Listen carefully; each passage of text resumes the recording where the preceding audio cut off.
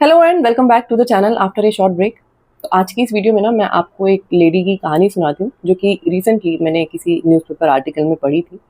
And if I am talking about A lady, इसका मतलब ये नहीं है कि ये कहानी या ये जो चीज़ें मैं आपको बताने वाली हूँ इस कहानी को पढ़ के ये सिर्फ लेडीज़ के ऊपर अप्लाई होती है, आदमियों के ऊपर नहीं होती है। No, it is not gender based. So listen to it carefully and उसके बाद बात करते हैं इस कहानी के बारे में। कहानी मतलब रियल स्टोरी है उनकी। तो इन्होंने लिखा कि जब ये 39 ईयर्स की थी तो इन्होंने नोटिस करना शुरू किया कि ये काफ़ी ज़्यादा ना टायर्ड रहने लग गई हैं, मतलब थकी हुई रहने लग गई हैं। और मन नहीं करता बेड पे से उठने का, या फिर अगर सोफे पे बैठ गए हैं तो उस पे से उठने का।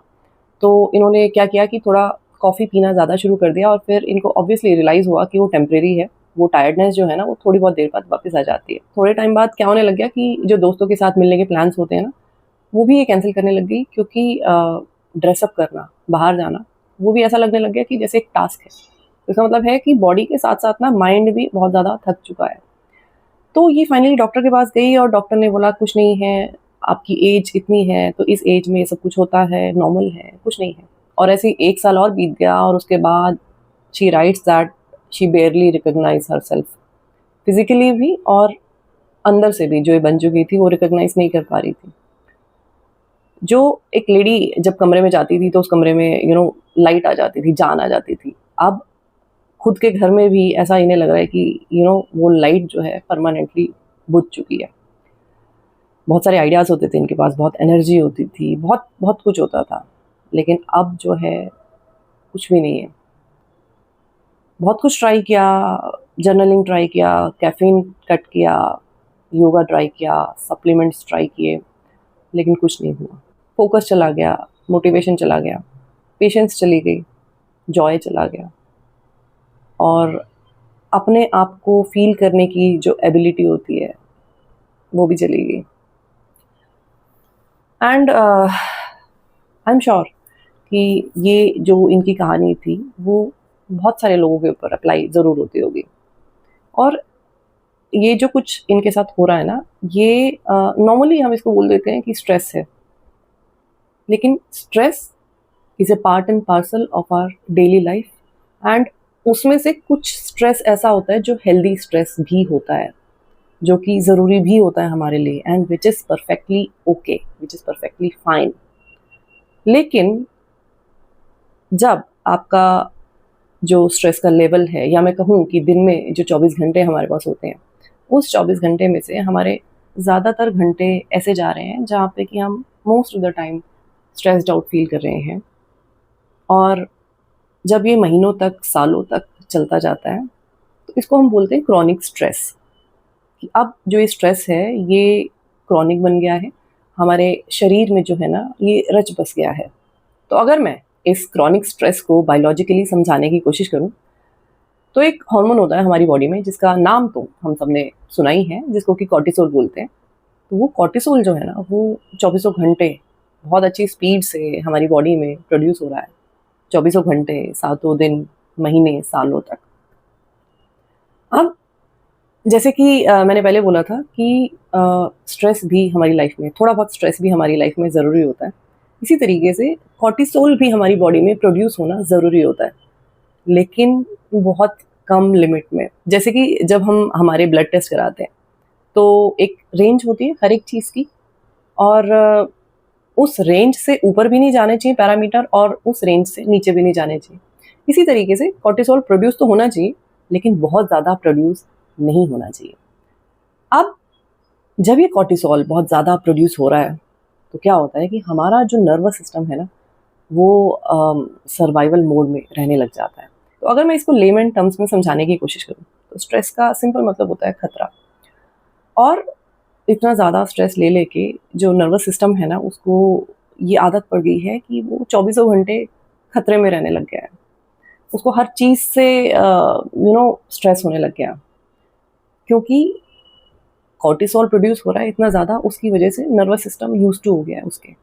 और अब नर्वस सिस्टम हमेशा हर चीज़ में खतरा ही देखता है। हर चीज़ में उसको अगर खतरा ना सही तो उसको इरिटेशन होगी, उसको गुस्सा आएगा, उसको चिड़चिड़ापन होगा, उसको पूरे टाइम एग्ज़ॉशन, थका हुआ हर वक़्त। कोई मोटिवेशन नहीं, ब्रेन फॉग ऐसा फील होगा, क्योंकि जो बॉडी है ना वो हर वक्त नहा रही है कॉर्टिसोल में। तो ये तो रही प्रॉब्लम की बात कि आखिर हो क्या रहा है हमारे साथ। मतलब जिस माइंड को रेस्ट मोड में रहना चाहिए, वो माइंड जो है सर्वाइवल मोड में परमानेंटली शिफ्ट हो गया है। वापस से उसको अपने रेस्ट मोड में शिफ्ट करने के लिए there are few things that we have to do. पहली चीज़ तो ये है कि जो भी प्रॉब्लम्स हमारे साथ हो रही हैं, कई बार हम उनसे ना फाइट बैक करते रहते हैं, लेकिन actually we do not acknowledge it, we do not accept it and we end up fighting it कि नहीं, ये कुछ भी नहीं है, ये ठीक हो जाएगा, ये सब कुछ हो जाएगा, कुछ भी नहीं है, कल हो जाएगा, परसों हो जाएगा, हो जाएगा। पहली चीज़ है एक्सेप्ट करो, ठीक है ये हो गया है, अब मुझे पता भी है कि मेरे साथ हो क्या रहा है, तो अब इसको टैकल करते हैं, अब इसको डील करते हैं। दूसरी चीज़ ये कि हमें ऐसा लगता है कि ये जो चीज़ है, ये हम कुछ कंटेंट पढ़ लेते हैं इससे रिलेटेड तो हम ठीक हो जाएँगे। कोई वीडियो देख लेते हैं, कोई पॉडकास्ट देख लेते हैं तो हम ठीक हो जाएँगे। लेकिन ऐसा होगा नहीं कभी भी। क्योंकि इस चीज़ के लिए आपको खुद कुछ ऐसे स्टेप लेने पड़ेंगे जो कि कुछ कंटेंट पढ़ के, कुछ वीडियो देख के नहीं होंगे, जब तक आप वो चीज़ें जो है ना डेली बेसिस पे, और सिर्फ डेली बेसिस पे ही नहीं, दिन में कई बार नहीं करते हो। और ये बहुत ज़्यादा इम्पोर्टेंट चीज़ें हैं आपके नर्वस सिस्टम को सर्वाइवल मोड से बाहर निकालने के लिए। सबसे पहली चीज़ जो है डीप ब्रीदिंग, या जिसको मैं स्लो ब्रीदिंग भी कहूँगी।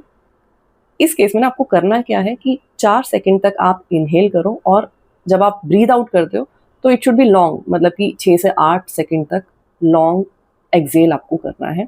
और ये आपको करीब-करीब 5 मिनट तक दिन में कम से कम 3 से 4 बार करना है। जब हम इस तरीके से ब्रीदिंग करते हैं ना, तो हमारे नर्वस सिस्टम को ये मैसेज जाता है कि सब कुछ सेफ है।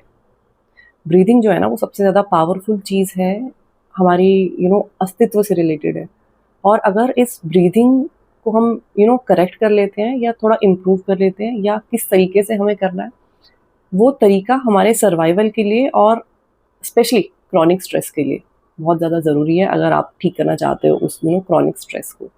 दूसरी चीज़ ये है कि जब हमें क्रॉनिक स्ट्रेस हो जाता है ना, तो माइंड के साथ-साथ हमारी बॉडी में भी वो स्ट्रेस आ जाता है, और इसी वजह से हमें इतनी थकान और कुछ करने का मन नहीं करता, कुछ उठने का मन नहीं करता।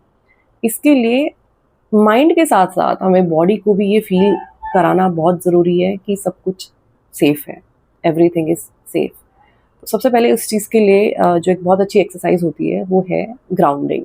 मतलब आप 4-5 मिनट के लिए बेयरफुटेड सिर्फ ग्राउंड पे अपने पैर रख के बैठो, और जो वो कनेक्शन होता है ना, जो हमें अर्थ से या जो भी फ्लोर है उससे फ़ील होता है, उससे बॉडी को ये फीलिंग आती है कि सब कुछ सेफ़ है।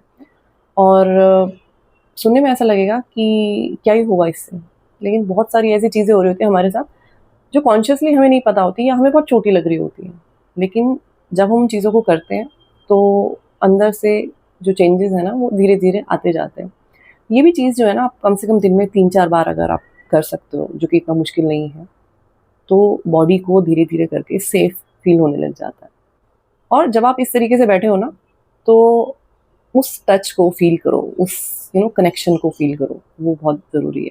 तीसरी चीज़ जो है वो ये है कि जिस भी किसी इंसान को आप ट्रस्ट करते हो, उस इंसान से अपने इमोशंस के बारे में बात करना, चाहे बेशक वही इमोशंस होंगे कल भी, आज भी, अगले दिन भी, लेकिन जिस भी इंसान से ऐसा लगे ना कि हाँ, ये मेरी बात को सुनता है, ये मेरी बात को समझता है, उस इंसान से अपनी बात कहना, वेंट आउट करना, वो बहुत ज़्यादा ज़रूरी है। अगली चीज़ कि सोने का एक फिक्स शेड्यूल होना बहुत ज़रूरी है। चाहे आप कम घंटे भी सो रहे हो ना, लेकिन स्टिल जो सोने का टाइम है और जो आपका उठने का टाइम है, वो फिक्स होना बहुत ज़रूरी है। आधा नर्वस सिस्टम जो है आपका उससे हेल्दी रहता है, अगर हम अपनी ये जो बॉडी की स्लीप साइकिल है ना, अगर इसको फिक्स कर लेते हैं तो। तो ये बहुत ज़रूरी है। तो ये बहुत छोटे-छोटे स्टेप्स हैं। सुनने में ना ऐसा लगेगा कि क्या ही होगा इन्हें करने से, और हम टाल देते हैं इन सारी चीज़ों को। हमें ऐसा लगता है कि कुछ और मिल जाए जिसको कि सुन के, जिसको कि प्रोसेस करके और कुछ चेंज हो जाए। वैसे चेंज नहीं होगा। जैसे कि मैंने आपको पहले बोला था कि कुछ बुक्स पढ़ के, कुछ कंटेंट देख के, कोई पॉडकास्ट देख के वो चेंज नहीं आएगा जब तक हम खुद पे थोड़ी-सी मेहनत नहीं करेंगे, डेली बेसिस की मेहनत नहीं करेंगे। और ये जो छोटे-छोटे बेबी स्टेप्स हैं, ये थोड़े दिनों में छोटे छोटे से इफेक्ट आपको नज़र आएंगे। And the main thing is you have to keep doing these things consistently. So consistency is the only key. तो अगर आप अपने पुराने वर्जन से वापस मिलना चाहते हो, और अगर पुराने वर्जन की मैं बात ना भी करूं, अगर आप चाहते हो कि आगे जो सिचुएशन है वो और वर्स ना हो, then you have to do this exercises by heart. आज की वीडियो में इतना ही। मैं आपसे फिर मिलूंगी एक नई वीडियो के साथ। तब तक अपना ख्याल रखिए। Lots of love to you. Take care. Bye bye.